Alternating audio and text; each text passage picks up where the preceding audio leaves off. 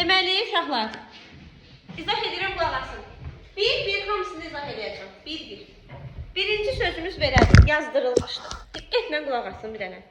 Bizə burada lazımdır nə? Birinci şəkilçiləri bilmək. Məsələn, malın nə şəkilçisidir? Birinci lazımdır şəkilçiləri əzbər bilmək. İkinci məsələ nədir? Uşaqlar, qrammatik şəkilçidə feilin şəkilləridir. Amma feilin qrammatik məna növləri yeksizdir. Sözümüzdə birinci şəkilçimiz burada ıldır.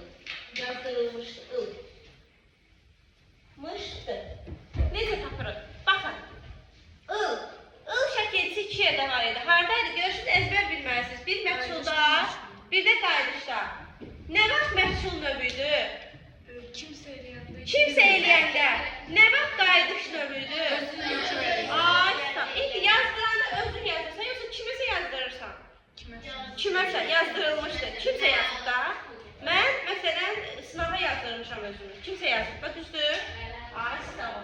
Deməli, yazdırılmışdır. Bu məhsul növüdür. Başa düşdük? Bu oldu məhsul. Sonra gəlinmiş. Birinci gələn qrammatik şəkilçi nədir? Adı var. Dedim axı, birinci gələn qrammatik şəkilçi feilin şəkilləridir. Feilin nəyi? Şəkilləri. Mış nədir? Keçmiş zaman. Zaman nədir? Şəkildən sonra gələnlər hamısı nədir? Hissədir. Bu oldu idi. İndi baxın. Oxu, malı nə şəkilçisidir? Bacı. Şəkildən sonra gələnlər nədir hamısı? İdi, imiş isə. Sı olur. İdi.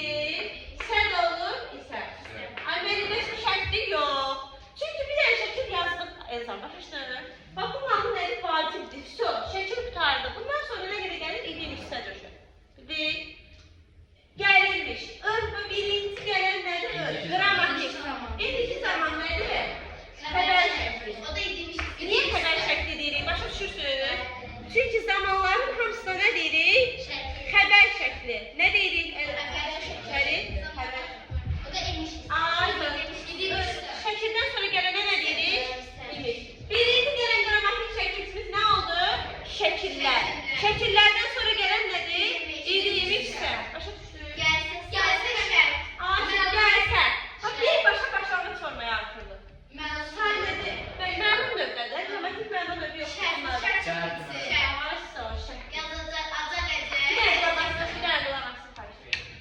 Bax, burada qrammatik məlum növ var idi şəkli, məhsul növüdür. Düzdür? Bax, burada yoxdur.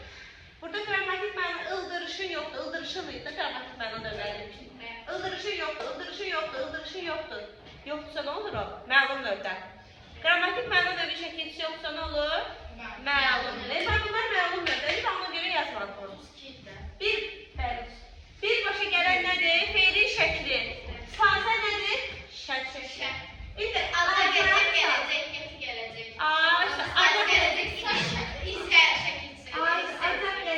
Sən nədir? Oxuyarmış.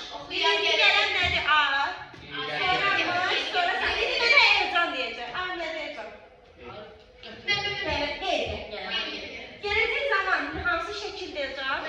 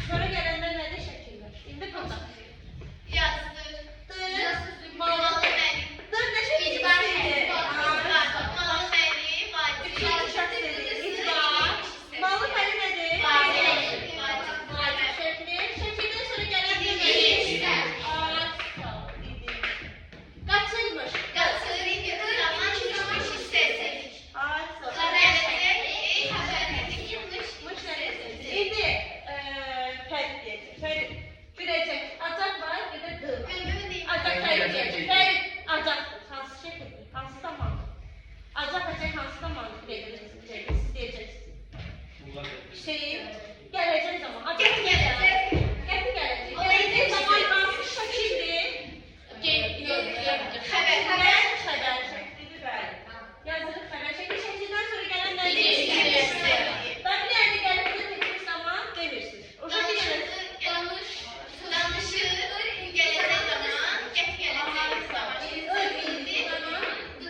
deməli bir dənə nəyə bilmək lazımdır? Əzbər, şəkilciyər əzbər. Bilməz, siz bu da şəkilçisidir. Bildiniz mi? Gəlin də əzbər şəkilçiyər yazacaqsınız. Qeyddə keçdiyimiz bütün şəkilçiləri bələddə əzbər yazdıracaq. Savaşasıdır, altında nereden bakın, nereden öldürür? Aslı nedir? Sen sonra sözün kökü savadı yoksa savaştır. Bu da şəkilci yoktur. Şəkilci yoksa hansı növdür bu? Şəkilci yoksa ne yapıyor? İndi sev sözün kökü malı məliyə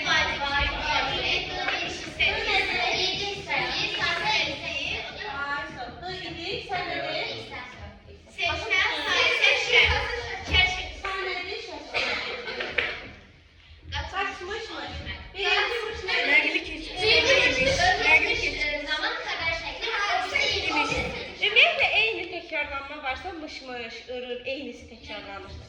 Bunların birinci şəkildə ikincisi demişler.